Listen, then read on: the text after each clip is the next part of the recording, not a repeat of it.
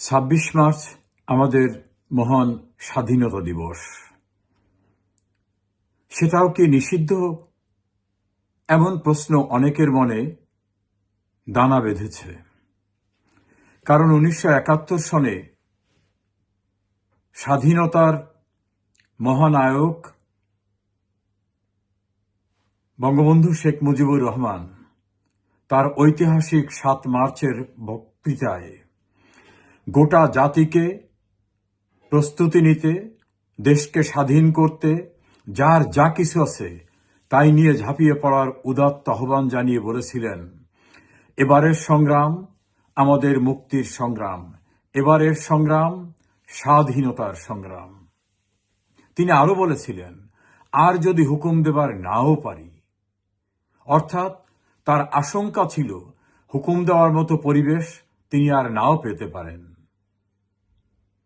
বাংলাদেশে ২০২৬ সালে সেই ৭ মার্চের ভাষণ, বঙ্গবন্ধুর ঐতিহাসিক ভাষণ, যা বাঙালি জাতির ইতিহাসের ম্যাগনা কার্টা সম, যে ভাষণ ইউনেস্কোর বিশ্বের মূল্যবান দলিল হিসাবে বিবেচিত হয়েছে, সেই ভাষণ বাজাবার অপরাধে কি ভয়াবহ মবক্রেসি, নির্মমভাবে মারধর করা এবং তাদেরকে সন্ত্রাস দমন আইনের মামলায় গ্রেপ্তার করে কোর্টে পাঠানো হয়েছে। শাহবাগ থানার ভারপ্রাপ্ত কর্মকর্তা মোহাম্মদ মনিরুজ্জামানকে জিজ্ঞাসা করায় তিনি বলেছেন, এটা তো নিষিদ্ধ, কাজে নিষিদ্ধ কোনো কিছুকে নিয়ে চর্চা করলে তিনি আইনগত ব্যবস্থা নেবেন, এমনটাই তিনি বুঝাবার চেষ্টা করেছেন। আমরা কেউ জানি না ৭ মার্চের ভাষণ আদৌ নিষিদ্ধ কিনা।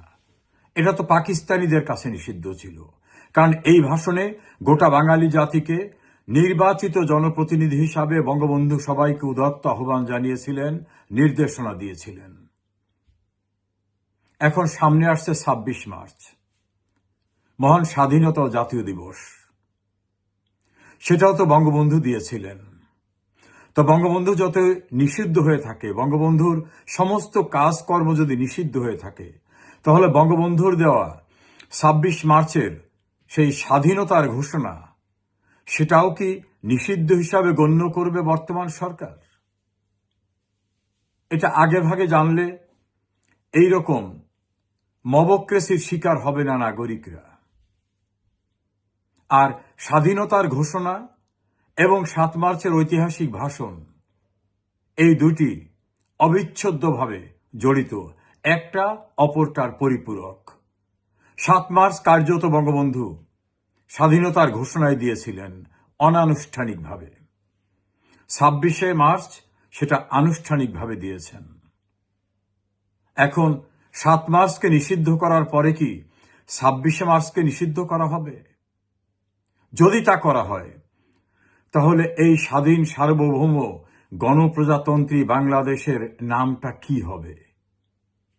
প্রিয় দর্শক শ্রোতা, সেই প্রশ্ন তো এখন সামনে এসেই গেছে।